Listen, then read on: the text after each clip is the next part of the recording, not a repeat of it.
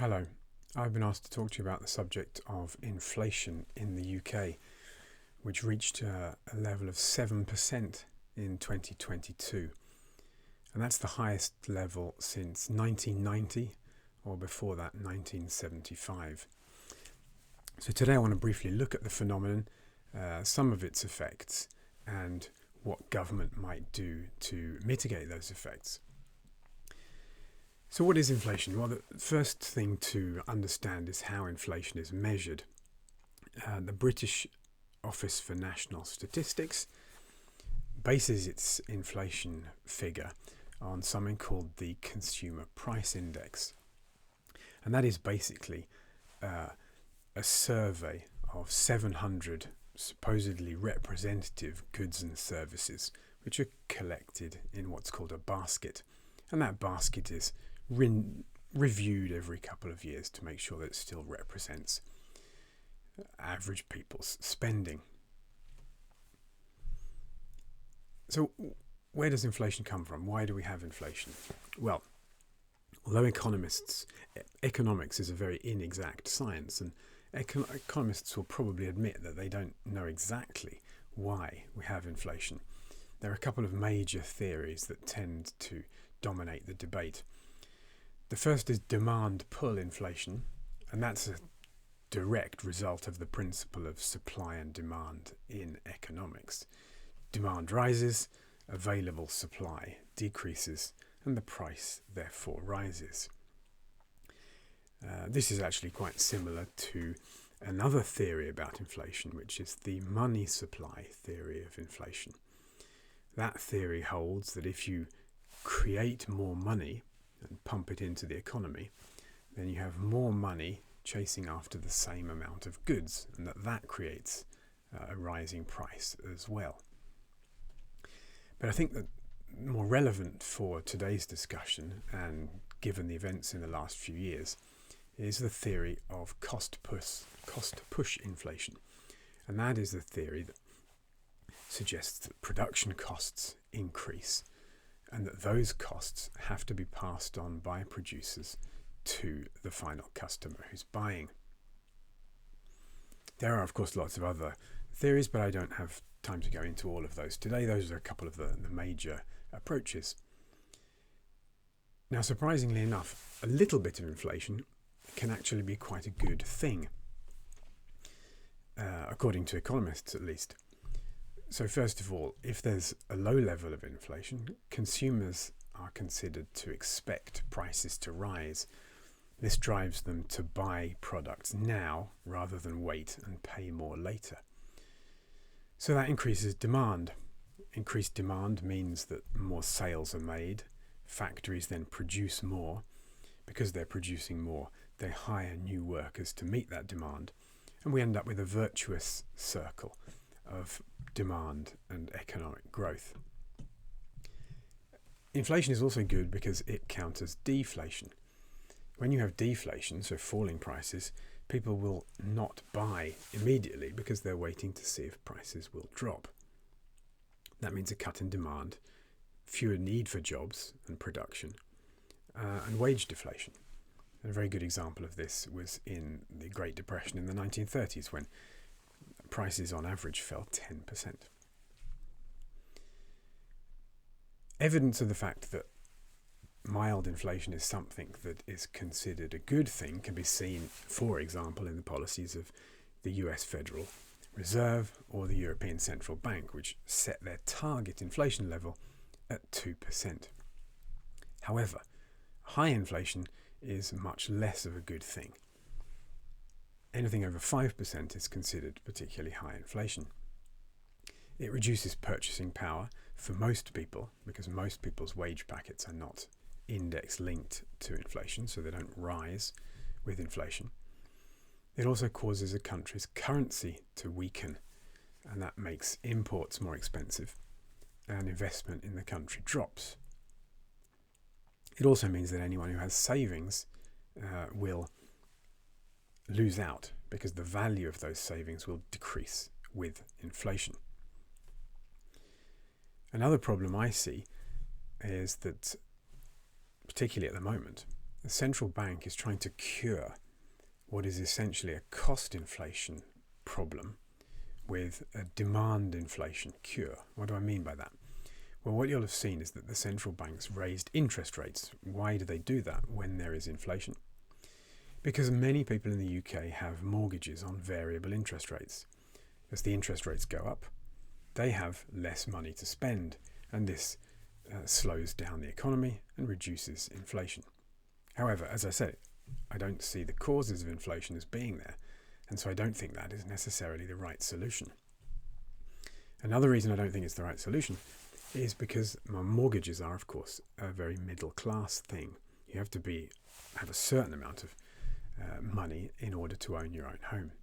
And what we're seeing at the moment in the UK is that inflation is impacting those on lowest incomes. Why are the lowest earners affected so badly?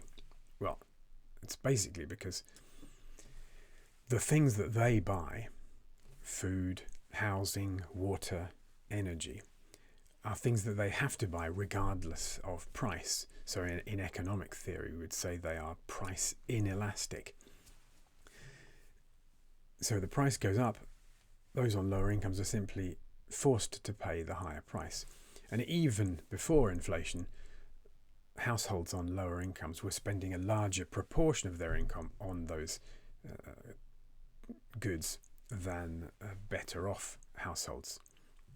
I can give you a couple of examples, however, that also show that food prices have actually risen by far more than the average of the CPI basket of goods. Pasta's risen by 140% in the last 2 years. Rice in some UK supermarkets has risen by 300%. To back up what I'm saying, I just wanted to read an extract from the report that I handed out earlier, which is a report based on a survey by the Rowntree Foundation.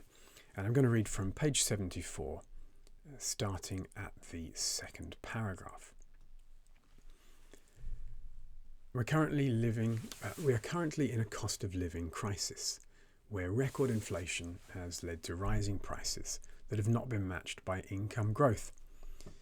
The crisis is hitting all households across the UK, but it's punishing the budgets of lower income households who are facing higher than average inflation rates.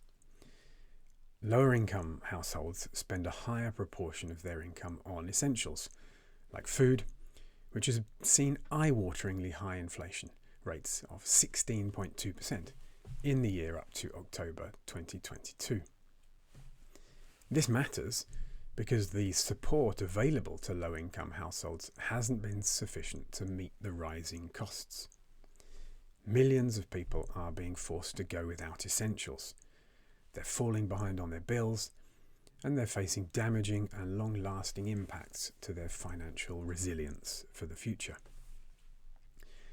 The Rowntree Foundation has been tracking the impact of the cost of living crisis on low-income households, with 3 large-scale surveys at 6 months intervals carried out since October 2021. The picture is dire for those on the lowest incomes, that is to say in the bottom 20% of household incomes. As you can see in the graphs below, 3.1 million households, that's 53%, are in arrears with their household bills or behind on scheduled lending repayments. 4.3 million households, that's 75%, are going without essentials, and 1.5 million households are using credit to pay their bills. This is all despite recent government support targeting those on lowest incomes. This support, then, is clearly falling short. Now, I think that's the end of the quote from that report. I think it very clearly shows that we have a major problem and that government policy isn't doing the job. So I just wanted to quickly outline where I think government should be looking for solutions in the minute or so that I have left. First of all, the government needs to recognise that there are different measures of inflation and that the CPI basket is not representative. different demographics buy different products, and they are impacted therefore differently by inflation. As I've said, the poorest households buy mostly housing, fuel, food and transport. Secondly, the government also needs to look at the specific causes of inflation. It's not just cost-led inflation or demand-led inflation. There are different parts to that inflation figure, and they're caused by very specific things. Yes, the Ukraine-Russian war, for one, but also specifics. For example, second-hand car prices rose in the UK considerably, 30 or 40%, because of a lack of microchips, meaning that new cars weren't available.